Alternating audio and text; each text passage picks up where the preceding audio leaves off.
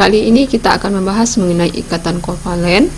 Ikatan kovalen adalah ikatan antara atom yang dibentuk dengan cara penggunaan bersama pasangan elektron oleh atom-atom yang berikatan. Terjadinya pemakaian elektron bersama tersebut harus memenuhi kaidah oktet atau duplet. Nah, apa itu aturan oktet?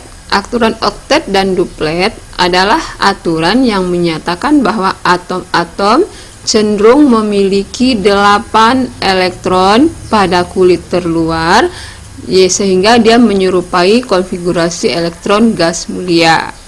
Nah, seperti kamu perhatikan sekarang, yang unsur-unsur gas mulia ini adalah He, Ne, A atau sampai Rn dengan nomor atom 2, 10 sampai 86. Nah, masing-masing mempunyai konfigurasi elektron. He mempunyai konfigurasi elektron 2, berarti dia dikatakan mempunyai 2 elektron di kulit terluar. Ne konfigurasinya 2 dan 8, berarti Ne ini mempunyai 8 elektron pada kulit terluar. Ar juga mempunyai 8 elektron pada kulit terluar. Jadi kecuali He, yang lainnya mempunyai 8 elektron pada kulit terluar. Nah, ini yang disebut dengan konfigurasi oktet. Yang 8 elektron pada kulit terluar ini kita sebut dengan konfigurasi oktet. Khusus untuk He, ini dia mempunyai 2 elektron pada kulit terluar. Ini yang kita sebut dengan konfigurasi duplet. Nah, konfigurasi ini yang punya 2 elektron pada kulit terluar atau 8 elektron pada kulit terluar, ini adalah konfigurasi elektron yang paling stabil. Unsur-unsur lain selain He, Ne, sampai Rn, unsur-unsur selain ini akan cenderung untuk meniru konfigurasi gas mulia ini dengan cara melepas elektron atau menerima elektron atau memakai bersama pasangan elektron. Nah, kembali kita ke ikatan kovalen. Menurut Lewis, untuk membentuk satu ikatan kovalen tunggal, setiap atom harus menyumbangkan 1 elektron valensinya. Jika antara kedua atom membentuk ikatan kovalen ganda dan rangkap 3, maka setiap atom akan menyumbang elektron sesuai dengan derajatnya. Kalau kovalen rangkap 2 atau ganda, maka masing-masing nanti akan menyumbang 2 elektron. Kalau dia rangkap 3, maka masing-masing nanti akan menyumbang 3 elektron. Nah, sekarang kita lihat yang pertama, itu adalah pembentukan ikatan kovalen tunggal. Lewis menggambarkan ikatan kovalennya dengan lambang Lewis. Kita lihat contoh yang pertama. Pembentukan ikatan kovalen antara C dengan Cl dalam membentuk CCl4, di mana C di sini mempunyai elektron 6 dengan konfigurasi 2 dan 4. Cl nomor atomnya 17, konfigurasinya 2, 8 dan 7. Berarti C di sini mempunyai 4 elektron valensi. Berarti dia kekurangan 4 elektron lagi untuk menjadi 8, seperti aturan oktet. Kemudian Cl ini mempunyai elektron valensi 7. Berarti supaya dia menjadi 8, dia kekurangan 1 elektron lagi. Jadi C kurang 4 elektron dan Cl kurang 1 elektron. Maka untuk memenuhi kekurangan masing-masingnya, maka keduanya nanti akan membentuk ikatan dengan cara masing-masing nanti menyumbang elektronnya untuk dipakai bersama. Nah, kita perhatikan sekarang proses pembentukan ikatan kovalen antara C dengan Cl. Tadi kita sudah menyatakan bahwa C itu mempunyai elektron valensi 4. C 1, 2, 3, 4. Jadi C mempunyai 4 elektron valensi, sedangkan Cl mempunyai elektron valensi 7. Kita lihat Cl 1, 2, 3, 4, 5, 6, 7. C mempunyai 4 elektron valensi, berarti dia kekurangan 4 untuk menjadi 8. Sedangkan Cl mempunyai 7 elektron valensi, berarti dia kekurangan 1 elektron untuk menjadi 8. Maka untuk memenuhi kebutuhan dari Cl supaya dia menjadi 8, maka dia akan mengambil 1 elektron dari C. Kita lihat nanti Cl akan mengambil 1 elektron C sehingga Cl menjadi 8. 1, 2, 3, 4, 5, 6, 7, 8. Sedangkan C juga nanti akan mengambil 1 elektron dari Cl. Jadi masing-masing nanti menyumbang 1 elektron untuk dipakai bersama.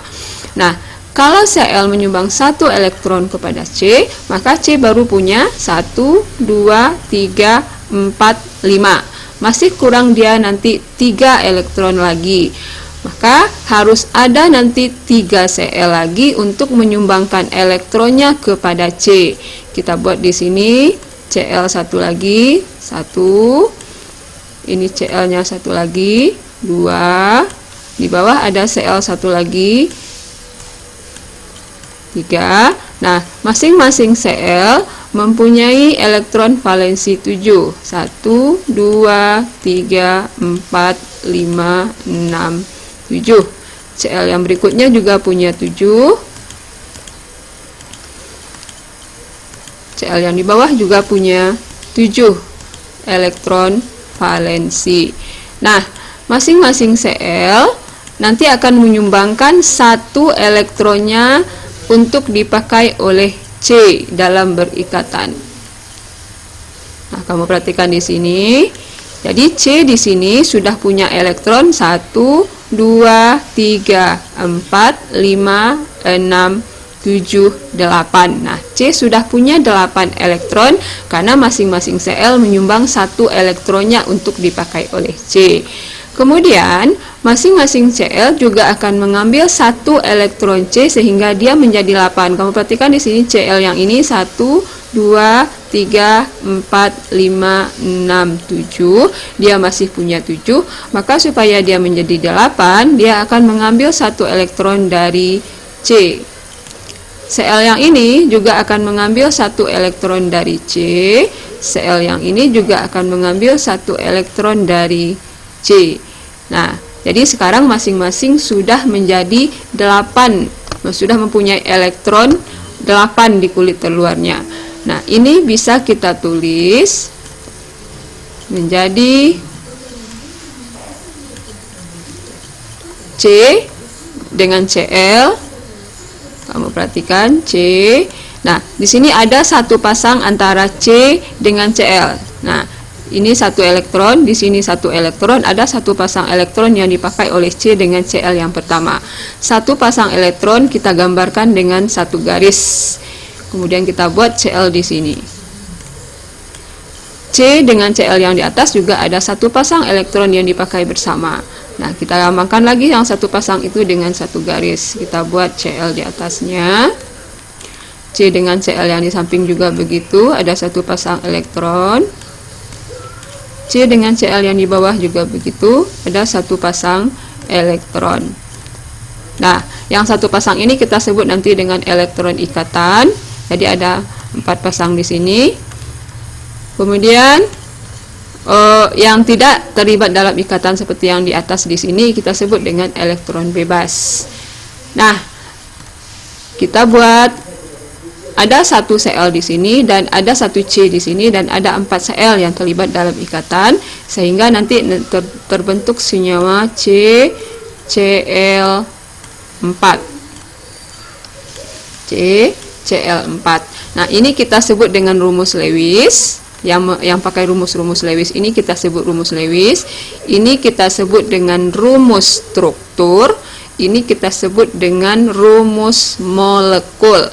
Jadi ini rumus struktur RS, kita lambangkan dengan RS. Ini kita sebut dengan rumus molekul, kita lambangkan dengan RM. Nah, ini kita sebut dengan rumus Lewis yang pakai titik-titik menggambarkan elektron valensinya. Jadi ini rumus Lewis, ini rumus struktur, dan ini rumus molekul. Berikutnya kita lihat proses pembentukan ikatan kovalen antara H dengan H. Kita lihat di sini H punya satu elektron valensi. Kemudian ada 2 H yang berikatan di sini. H yang kedua juga punya satu elektron valensi.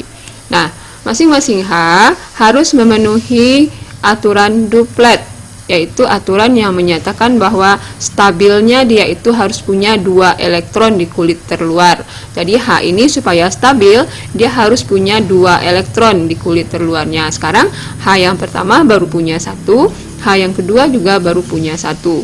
Maka supaya mereka stabil, masing-masing nanti akan menyumbangkan 1 elektronnya untuk dipakai bersama. Jadi H yang pertama akan mengambil 1 elektron dari H yang kedua, sehingga dia mempunyai 2 elektron di kulit terluarnya. H yang kedua juga akan memakai 1 elektron dari H yang pertama, sehingga dia punya 2 elektron di kulit terluarnya. Jadi masing-masing sudah punya 2 elektron nanti yang dipakai bersama dalam ikatan. Seperti kita katakan tadi bahwa penulisan yang menggunakan rumus Lewis ini disebut dengan rumus Lewis. Ini kita rubah menjadi penulisan dalam bentuk rumus struktur. H pertama dengan H yang kedua, ini menggunakan satu pasang elektron. Satu pasang elektron kita ganti lambangnya dengan 1 garis. H. Nah, jadi antara H yang pertama dengan H yang kedua di sini ada satu ikatan kovalen. Ini adalah lambang dari ikatan kovalen tunggal. Sehingga nanti terbentuk senyawa yang disebut dengan H2. Senyawa H2.